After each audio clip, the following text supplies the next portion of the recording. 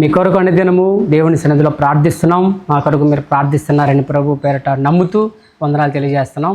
సమయంలో మీ కొరకు దేవుని ఒక ప్రత్యేకమైన మాట, ఎజ్రా గ్రంథము 9వ అధ్యాయము 6-7 వచనాలు ఈ విధంగా రాయబడి ఉంది.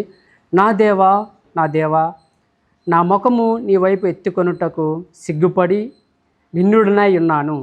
మా దోషములు మా తలలకు పైగా హెచ్చి ఉన్నవి. మా అపరాధము ఆకాశమంత ఎత్తుగా పెరిగి ఉన్నది. ఈ చదవబడిన వాక్యంలో ఎజ్రా ప్రార్థన చేస్తున్నాడు.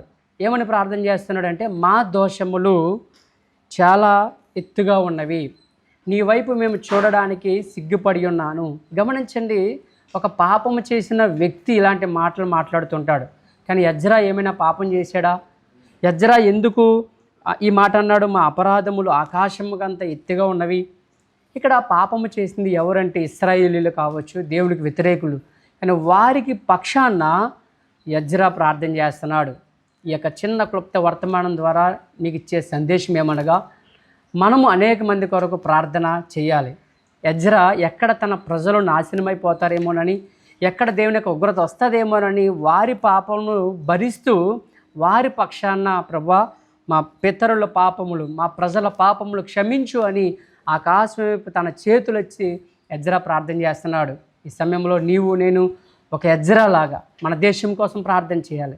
నశించిపోతున్న ప్రజల కోసం, నా కుటుంబం బాగానే ఉంది, నేను బాగానే ఉన్నాను కదా, ఎవరేమైపోతే నాకెందుకులే అలా అనుకోకుండా ఒక భారముతో ప్రభు నా దేశాన్ని రక్షించు. చూడండి, అనేక మంది యవనస్తులు నశించిపోతున్నారు. అనేక మంది ప్రభుని ఎరగని వారి లోకంలో జీవిస్తున్నారు. దినదినము ప్రజల చీకటికి బానిసైపోతున్నారు. ఇలాంటి భయంకరమైన దినాల్లో నీవు నేను ఒక ఎజ్రాగా నిలబడగలిగితే వారి పక్షాన మనము ప్రార్థన చేయాలి. మోషే అలా ప్రార్థన చేశాడు. ఇశ్రాయేలుకి దేవునికి మధ్యగా ఉండి యెషయా, యోవేలు, ఆమోసు, ఓబద్యా, అలాగే హెజ్కేలు, ఎంతోమంది ప్రవక్తలు మనం చూసినప్పుడు వారు పాపం చేయకపోయినా ప్రజల యొక్క పాపములను వారి మీద భరించి ప్రభువా మా ప్రజలను రక్షించు నాయనా అని వారు ప్రార్థన చేశారు.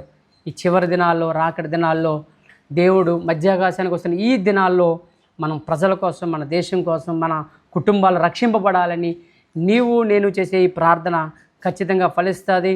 దేవుడు వారిని కనికరిస్తాడు. ఆయన ఉండు స్థలంలో మనందరం కూడా ఉంటామని దేవుని యొక్క వాక్యం సెలవిస్తుంది. కాబట్టి విజ్ఞాపన చేసే విజ్ఞాపనకర్తగా నీవు నేను ఉందుముగాక. అనేక మంది కోసం కన్నీరు కార్చి ప్రార్థన చేసే ఒక బిడ్డగా మనం ఉందుముగాక. దేవుడు మిమ్మల్ని బలపరిచి ఆశీర్వదించునుగాక. ఆమెన్.